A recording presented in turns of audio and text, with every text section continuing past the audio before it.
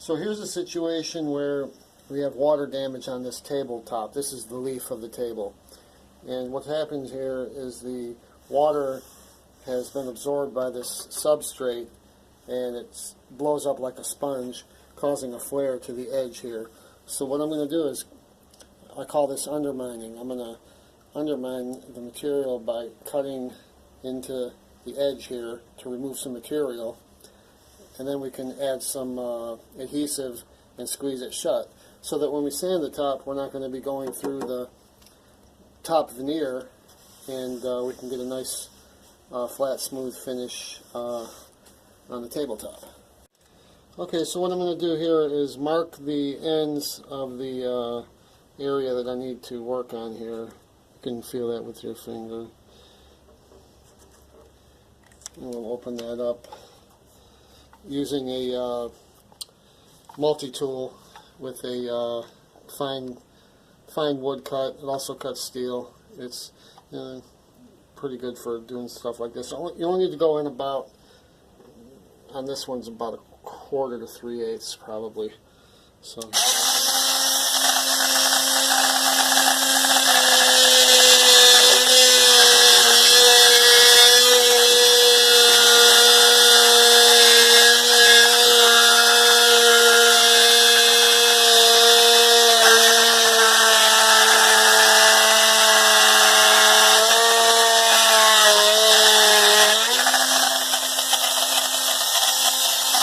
Looks like it came off my line. I was trying to get a visual on that end, and I lost it, so I'm going to remark that right now, a little darker, and see where it came off. But that's not a big deal, because what we're going to do at the end, we'll fill that all in and sand it and put a nice uniform finish across here. So let me get back to this. Go back and forth until you reach the depth you want. And you'll be able to squeeze it and tell that it's going to shut for you.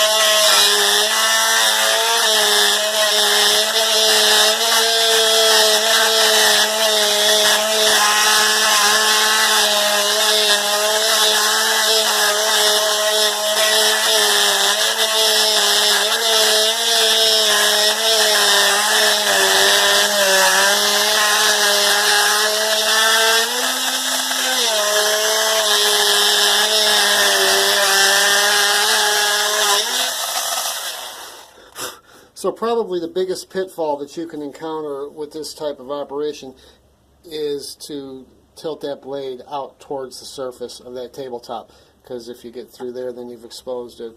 You'll have to do a really slick touch-up, and you want to avoid having to do that. So make sure you keep your blade straight and not tilted. If it's tilted in that way, it won't be as effective. You want it to be nice and straight. But better that way than that way. Okay, and let's see how deep we are here. That looks about right. That's a 1/4 inch plus, so okay, let's see. Yeah, it's flexible there. It's going to close up enough, especially with a clamp. Okay, here I've put some clamps on. I call this dry clamping because there's no glue in there yet, just to see how the whole thing is going to end up. It appears to be nice and flat. I shine light back there, and I don't see any light coming through behind that bar, which is good. I'm going to get down here. It does show through, but I think the light from the camera is negating it. Anyway, it looks nice and flat. So now I'll remove the clamps and add glue and put the clamps back on.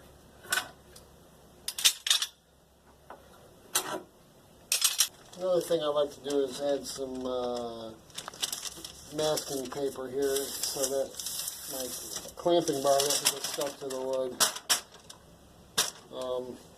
Alright, so we're going to use Gorilla Glue. And Gorilla Glue requires a little bit of moisture in order for the reaction, I guess. I'm going to go ahead and sponge a little bit of water into this little gap here, and don't worry about it having the same effect as the original water damage. It's not nearly as much water for nearly the length. I also added a little bit on the end here that needed to be done.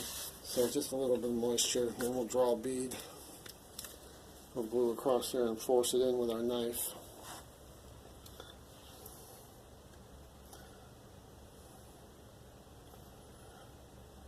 This stuff is very slow to move.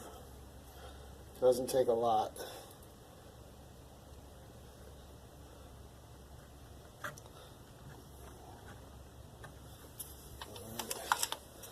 Force it in there with this knife. Make sure it's where we need it to be. And this stuff will expand, they say, I think to 8 times its original volume with the addition of that moisture and its reaction. So just getting a little bit in there and closing it up, there will be ample material to fill that gap, as you will see. Alright, so I think we're pretty good with glue. Now I'm going to use this angle iron. Appears to be a very flat piece of steel. Put it across here pretty evenly.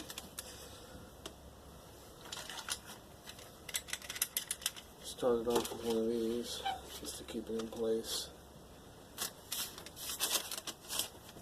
So I have about an 1/8 inch overhang. It's pretty good. Clamp the back part of that angle. And I'm going to take it off and you can see where I really want to work. And like that paper will just keep that steel from sticking to the wood, which is a good idea. Alright, now I'm going to actually like to clamp a couple places on the back of that L with my weaker clamps, I guess you'd say. And I'll come back at intervals with my stronger clamps.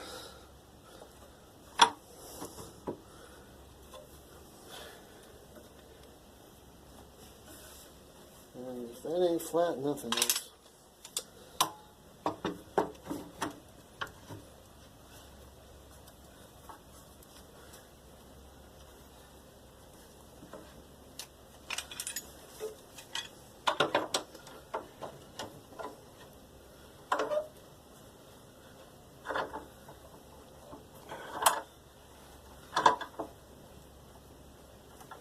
Alright.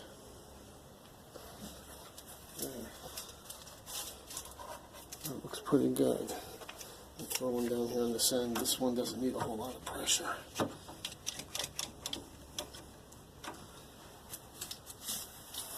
I'll feel behind it with my fingernail, make sure it's laying flat. And then I look in the front, everything looks good. So we will let that set up for a couple hours. Actually, I think 20 minutes it'll be okay, but I like to leave it a couple hours. You can already see how that reaction's happening with the Gorilla Glue. It's foaming up. By the time we come back, it's going to look like a huge bead of material, and it'll be foamy like a styrofoam type material. Okay, so we're ready to remove these clamps and this bar and see how this turned out.